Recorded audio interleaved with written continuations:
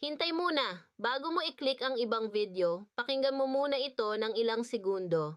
Dahil kung ikaw ay SSS pensioner o may mahal ka sa buhay na pensioner, ang impormasyong ito ay maaaring magbago ng desisyon mo ngayong araw. Marami sa ating mga pensioners ang takot na mag-loan sa SSS. Bakit? Dahil nag-iisip sila, baka mawala ang buong pension ko buwan-buwan, baka kulang na ang matanggap ko, baka hindi ako ma-qualify. At yun ang pinakamalaking maling akala na kumakalat ngayon. Kaya sa video na ito, hahanapin natin ang katotohanan. Sasabihin ko sa inyo kung magkano talaga ang pwede mong mahiram, paano talaga ang bayaran, at huwag kayong mag-alala. Hindi nawawala ang buong pension ninyo. Hindi, ganun yon. Manatili kayo. Ipaliliwanag ko ang lahat. Simple, malinaw, at tapat. Dahil kayo ang dahilan kung bakit nandito ako. Hello po, mga mahal kong kababayan. Welcome back sa PH Updates by Amber, ang inyong mapagkakatiwalaang pinagkukunan ng pinakabagong impormasyon tungkol sa SSS, GSIS, pension at mga benepisyo na para sa inyo. Kung bago ka sa aming channel, mabuhay ka at para hindi ka makapalampas ng kahit isang update, isubscribe na ngayon at i-click ang bell button. Libre lang yon, pero malaki ang maitutulong sa inyo. Ngayon, sagutin natin ang isang napaka-importanting tanong na ipinadala ng isa sa ating mga viewers. Ang tanong niya, ilang buwan pwedeng mag-loan? Paano ang bayad? At kung buo bang ibabawas sa pensyon ang loan? Napakagandang tanong yan. At siguradong marami sa inyo ang may parehong katanungan. Kaya huwag munang umalis. Makinig kayo ng mabuti. Una sa lahat, ano ba talaga ang SSS pension loan? Simple lang ang sagot. Ang SSS Pension Loan ay isang cash loan na espesyal na para sa mga retirement pensioners. Ibinibigay ito ng Social Security System para sa mga miyembrong nagretiro na at regular na nakatatanggap ng buwanang pensyon. Bakit ito maganda? Una, hindi mo kailangang isang laang iyong ATM o anumang ari-arian. Pangalawa, ang interest rate ay mas mababa kumpara sa mga private lending companies sa labas. At pangatlo, mas madali ang proseso dahil ikaw ay miyembro na ng SSS at may track record na. Sa madaling salita, kung kailangan mo ng dagdag na pondo para sa medikal na gastos, para sa pangangailangan ng pamilya, o para sa anumang importanteng bagay, ang SSS Pension Loan ay isa sa pinakaligtas at pinakamakatwirang pagpipilian para sa inyo. Hindi kayo pupunta sa loan shark. Hindi kayo magbabayad ng napakalaking interest. Dito kayo sa SSS, ang inyong sariling organisasyon. Ngayon, bago tayo pumunta sa magkano at paano, kailangan muna nating malaman kung sino ang maaaring mag-apply. Ang una, dapat ikaw ay may MySSS online account at updated ang lahat ng iyong contact information. Mahalaga ito dahil karamihan ng mga proseso ay ginagawa na online ngayon. May ilang SSS branches na tumatanggap pa rin ng walk-in applications, pero ang mas mabilis at mas ligtas na paraan ay ang online.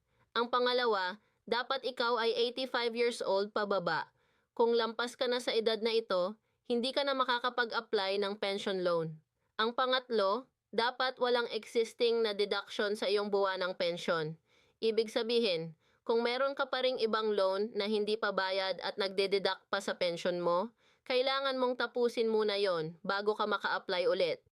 Ang pang-apat, dapat walang existing na advanced pension sa ilalim ng Calamity Loan Package. Ito ay isang hiwalay na programa at kung mayroon ka nito, kailangan mo munang maayos yon. Ang panlima, dapat regular na ang iyong monthly pension.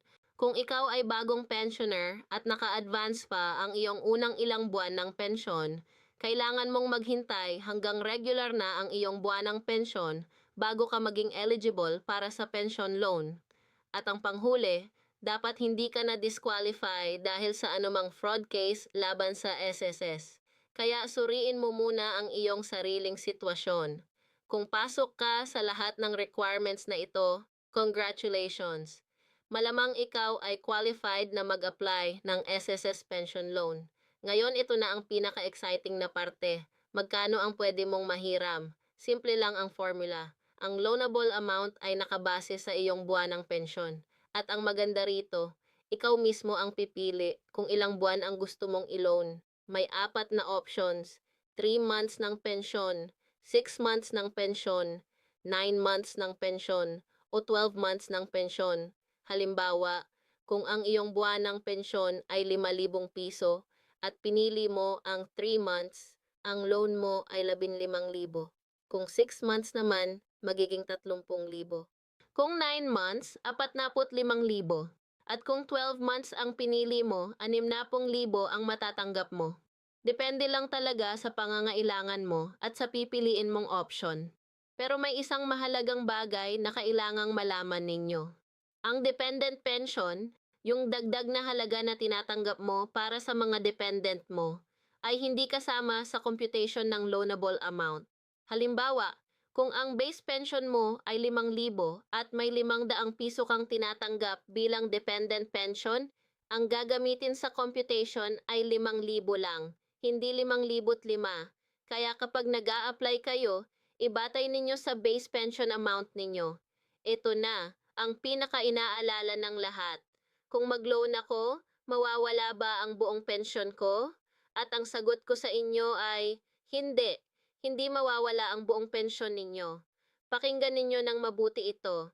Ang ginagawa ng SSS ay hinahalati ang inyong kabuuang loan amount sa monthly payments. At bawat buwan, yun lang ang ibabawas, hindi ang buong pensyon. Ibig sabihin, may matitira pa rin sa inyong pensyon bawat buwan. Hindi ka mawawalan ng buong pensyon. Tingnan natin ang mga payment terms. Kung 3 months ang loan mo, babayaran mo ito sa loob ng 6 months. Halimbawa, kung ang pension mo ay 5,000 at nag-loan ka ng 3 months, ibig sabihin ang loan mo ay 15,000. Ito ay babayaran sa loob ng 6 months. Kaya ang monthly deduction mo ay 15,000 hatiin sa 6, 2,500 piso bawat buwan. Ang matitira sa iyong pensyon, 5,000 minus 2,500, 2,500 piso pa rin ang matatanggap mo bawat buwan. Hindi zero, hindi wala. May matitira pa rin. Kung 6 months naman ang loan mo, babayaran mo ito sa loob ng 12 months. Halimbawa, 5,000 ang pensyon, nag-loan ng 6 months, ibig sabihin 30,000 ang loan. Babayaran sa 12 months. Monthly deduction, 30,000 hatiin sa 12, 2,500 piso bawat buwan ulit. At matitira sa pensyon mo, 2,500 piso pa rin. Nakikita ninyo ang pattern? Ang SSS ay dinisenyo ang sistema na hindi mauubos ang inyong pensyon. At kung 9 months o 12 months ang loan mo, babayaran mo ito sa loob ng 24 months. Ibig sabihin 2 taon. Halimbawa, 5,000 ang pensyon, nag-loan ng 12 months, 60,000 ang loan. Babayaran sa 24 months. Monthly deduction, 60,000 hatiin sa 24, 2,500 piso bawat buwan. At matitira pa rin ang 2,500 piso sa iyong pensyon. Hindi mawawala ang buong pensyon. Lagi kang magtatanggap ng natitirang halaga bawat buwan. Basta piliin mo ang tamang loan option na akma sa iyong kakayahan. Ngayon pag-usapan naman natin ang interest at fees.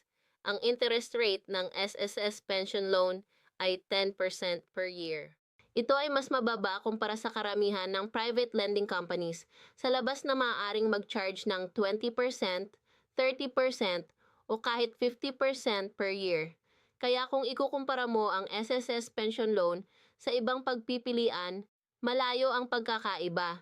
Mas makatipid ka dito.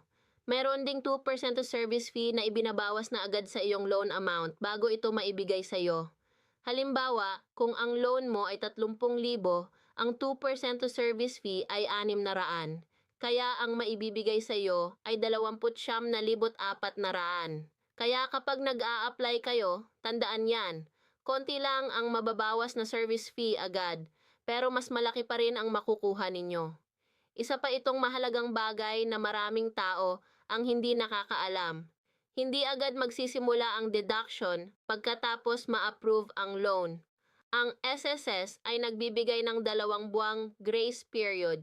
Halimbawa, na-approve ang loan mo ngayong Enero. Ang unang deduction ay hindi sa Pebrero, kundi sa Marso. Ibig sabihin, sa unang 2 buwan pagkatapos ng approval, makukuha mo pa rin ang buong pensyon mo nang walang deduction. Maganda yan, hindi ba? May panahon ka pa para maghanda at mag-adjust ng iyong budget. Kung gusto mong mag-loan ulit pagkatapos mabayaran ang kasalukuyang loan mo, may ilang bagay na dapat malaman. Makakapag-renew ka lang kapag fully paid na ang iyong existing loan. Habang may natitirang balance pa, hindi ka maaaring kumuha ng bagong loan. At kahit fully paid ka na, hindi agad pwede mag-loan ulit. Kailangan mong maghintay ng ilang linggo para ma-update ang system ng SSS. Karaniwan, umaabot ito ng 3 hanggang 4 na linggo bago ma-reflect sa system na maaari ka na ulit mag-apply. Kaya huwag kang magmadali, maghintay ng kaunti at pagkatapos noon, maaari ka nang mag-renew. Handa ka na bang mag-apply? Ang pinaka-recommended na paraan ngayon ay ang online application. Pumunta sa my.ss.gov.ph at ilogin ang iyong MySSS account. Pumunta sa loan section, i-click ang pension loan, i-fill out ang lahat ng kinakailangang impormasyon, i-submit at hintayin ang approval. Kapag na-approve, ang pera ay direkta na papasok sa iyong disbursement account, ATM, bank account o e-wallet na nakalink sa iyong SSS. Kung hindi ka komportable sa online application, maaari ka ring pumunta sa pinakamalapit na SSS branch. Pero tandaan, hindi lahat ng branches ay tumatanggap ng walk-in applications para sa pension loan, kaya tiyakin muna bago pumunta. Ang online ang pinaka-convenient at pinakamabilis na paraan ngayon. Pwede mong gawin kahit nasa bahay ka lang, hindi na kailangang lumabas at pumila. Bago ka magdesisyon, gusto ko munang ibahagi sa inyo ang ilang mahalagang paalala mula sa isang taong nagmamalasakit sa inyong kapakanan. Mag-loan ka lang kung talagang kailangan mo ito. Ang pension loan ay isang tool, isang tulong sa oras ng pangangailangan. Hindi ito panlibangan, hindi ito para sa mga bagay na hindi kailangan. Siguraduhin kaya mong bayaran ang monthly deduction nang hindi naaapektuhan ang iyong pang-araw-araw na gastos. Tingnan ang iyong buwanang kita, ang iyong pensyon, at ikumpara sa iyong mga regular na gastos tulad ng pagkain, gamot, kuryente, at iba pa.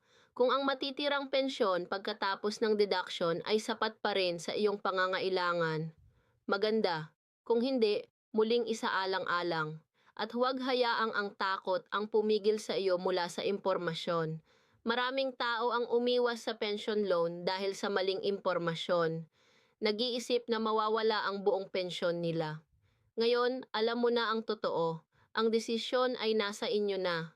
Kung nakatulong sa inyo ang video na ito, i-like ito ngayon para malaman ng mas maraming tao ang tamang impormasyon. At kung mayroon kang kamag-anak, kaibigan o kapitbahay na SSS pensioner, i-share ang video na ito sa kanila. Baka ito ang sagot sa tanong na matagal na nilang hinahanap. Para sa pinakabago at pinakatumpak na mga update tungkol sa SSS, GSIS, pensyon, at mga benepisyo ng senior citizens, i-subscribe na sa PH Updates by Amber at i-click ang bell button para hindi kayo makapalampas ng kahit isang mahalagang balita. At kung mayroon kayong mga tanong o topic na gusto ninyong pag-usapan sa susunod na video, ilagay ito sa comments section sa ibaba. Binabasa ko ang lahat ng comments ninyo at ang inyong mga tanong ang nagbibigay sa akin ng inspirasyon na gumawa ng mas maraming kapaki-pakinabang na content para sa inyong lahat dahil kayo, ang bawat isa sa inyong mga pensioners at senior citizens, ang pinakamahalagang tao sa channel na ito. Kayo ang rason kung bakit ako nandito araw-araw. Maraming salamat po sa inyong panonood. Ingat palagi. Alagaan ang inyong kalusugan. At lagi ninyong tandaan, kayo ay may karapatan sa bawat sentavo ng inyong benepisyo. Hanggang sa susunod, ito si Amber ng PH Updates by Amber. Paalam po at magpahinga ng maigi.